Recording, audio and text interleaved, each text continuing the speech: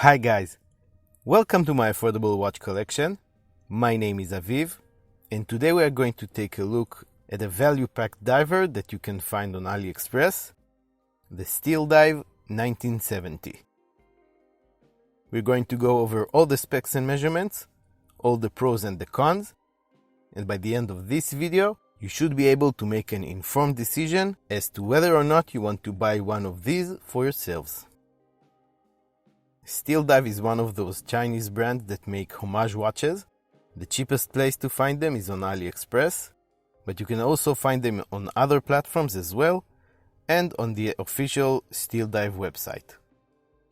The Steeldive 1970 comes in black, green, or blue. You can choose between sterile or branded versions of the watch, with or without the brand's logo, and the choice of different rubber straps or a stainless steel bracelet is also available. I always suggest you go with the bracelet when possible. You can always buy matching straps later. The watch can be yours for between $103 and $114 when it is not on sale, depending on what you choose. But if you are willing to wait for it to be on sale, and if you know your way around the AliExpress coins and coupon system, you can get it for as low as under $85, like I did. If you're familiar with AliExpress watches, you'll probably recognize this hard plastic box that the watch comes in. It's a pretty cool way to safely store your watches, hard on the outside and padded with foam on the inside. Inside you'll find a non-signed warranty card, which at this point I'm starting to believe just might be an old Chinese tradition or something. You'll get a little hang tag too, and it's a great place to keep the links you remove from the bracelet. And here are the measurements. The width of the case is 44 mm. Its thickness is 14, including the protruding crystal. The distance between the lugs is 20 mm, and the bracelet tapers down to 18 mm at the clasp. Lug tip to lug tip is 47 mm, and after I resized the bracelet, the watch weighs 171 grams. It is water resistant to a depth of 200 meters. The dial on this variation of the SD1970 is black with a matte finish, while the blue and green versions have a very distinct sunburst effect. There's a black rehaut ring with no markings on it, which I think looks really cool, and a white printed minute track around the edge of the dial. The indices are applied, highly polished and filled with lume. The 12 o'clock indice is a divided house-shaped pentagon facing down for distinction, and the rest are rectangle-shaped, with the 6 and 9 being slightly elongated. The 3 o'clock indice is missing, and in its place we find a date complication window surrounded by a highly polished metal frame. The date wheel is white with black numbers printed on it, which in this case blends nicely with the indices and is not an eyesore. Steeldive's name and logo are printed in white under the 12 o'clock marker, and automatic 200 meters water resist are found above the 6, printed in white, and just a touch of red that complements the dial very well. The pencil-styled minute and hour hands are flat, highly polished, and filled with lume on their centers, and the seconds hand is pedal-shaped, with sort of a traffic light tip that has a lume dot and a red dot, giving yet another subtle splash of color to an otherwise monochromatic dial. And check out that lume shot. The lume compound used on the hour markers and the hands is C3 Superluminova that glows in a bright green light, and the compound used on the bezel is BGW9 Superluminova that shines blue. The bezel will fade out quicker than the dial and hands, but that's still not too shabby for a sub $100 watch, isn't it? The dial is covered with a scratch-resistant sapphire crystal that protrudes about a millimeter above the bezel. It has a beveled edge that gives it a bit of a vintage look, and it does have some blue-tinted anti-reflective coating applied to its underside. The case is cushion-shaped and features a brushed finish on the tops of the short and stubby lugs and uniquely shaped crown guards and a polished finish on the sides of the case. The lugs do curve down ever so slightly, which will play a big role in how the watch wears on the wrist. The crown is positioned at the 4 o'clock to keep it from digging into your wrist. It is signed with Steeldive's logo, knurled for good grip, and it screws down into place. Screw it out and twist up to hand wind the movement. Pull it out to the first position and twist down to utilize the quick set date feature, and pull it all the way out to set the time. Note how the seconds hand stops when you do that. That is referred to as hacking. The bezel too is made of stainless steel and has a coin edge that provides perfect grip. The black dive time bezel insert is made of ceramic, which is less likely to scratch than aluminum inserts would. It has alternating lines and Arabic numerals engraved every 5 minutes, with dots between them to mark the minutes, and a downwards facing triangle marking the 12 o'clock position. All of these markers are filled with lume, making the bezel fully visible in darker environments.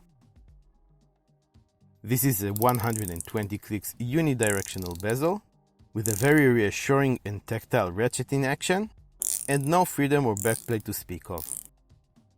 The markings on the bezel on the watch I have are unfortunately misaligned with the markings on the dial, just ever so slightly to the left. The case back is a solid chunk of stainless steel, and it screws down into place to help with the water resistance. It has the Steeldive logo very nicely laser engraved on the center, and some of the watch's information engraved on the edge, all stainless steel, automatic movement NH35, dive 200 meters by Steeldive. The SD1970 is indeed powered by a Seiko instrument NH35, an automatic movement sporting 24 joules that beats at 21,600 beats per hour. It has 41 hours of power reserve, it hacks and it hand winds, and features the DiaShock shock protection system that will keep the movement safe from the drops and blows of everyday life. The stated accuracy coming out of Seiko's factory is between -20 to +40 seconds per day, but for the most part, it can be expected to be much more accurate than that. The bracelet is constructed of solid stainless steel as well. It has 3 links in each row, brushed on top and polished on the sides.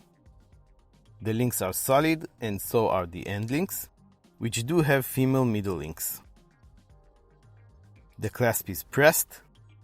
It has the brand's logo engraved on top, and its name is engraved on the folding security latch. It has a double pusher security system and 3 holes for micro adjustment. There are 2 issues I found with the bracelet. The first one is the integration of the end links with the rest of the bracelet. The links seem to jerk and get stuck, instead of draping down straight from the edge of the case like I'd want it to. The second thing is that the push pins that are holding the bracelet links in place seem to be able to go out from both sides of the links, which is something that they're not supposed to do. And here it is on my 7-inch wrist.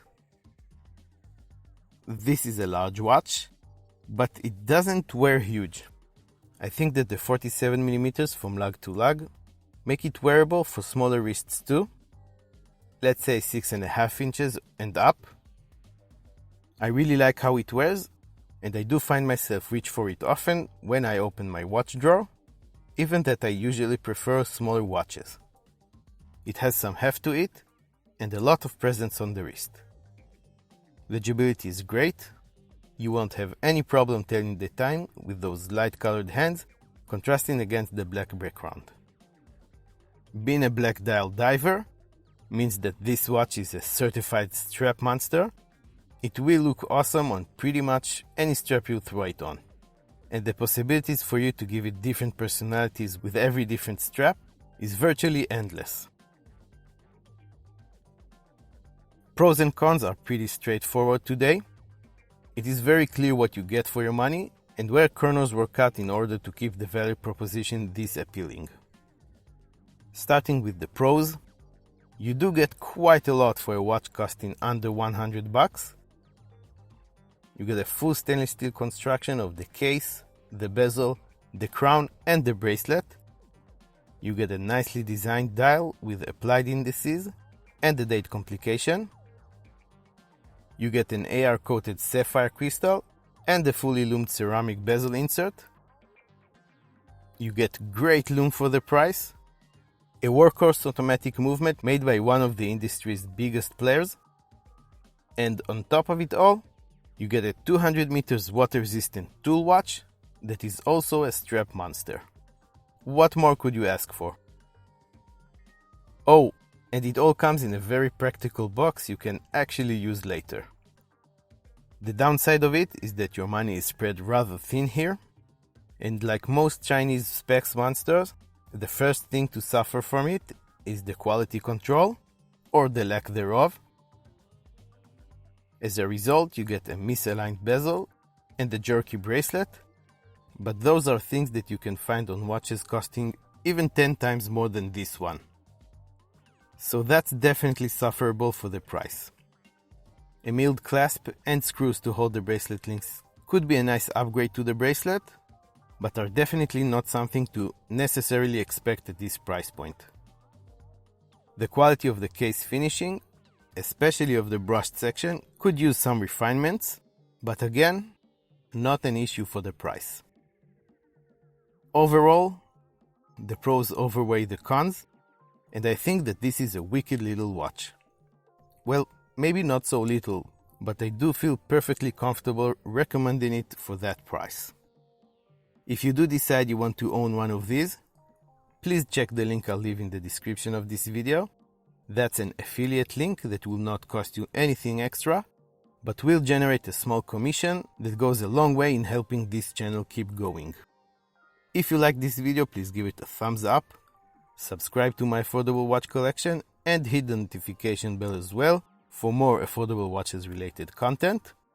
You can also follow me on Instagram and get to know me and my collection a little bit better, get all the news about the channel, and connect with me on a more personal level.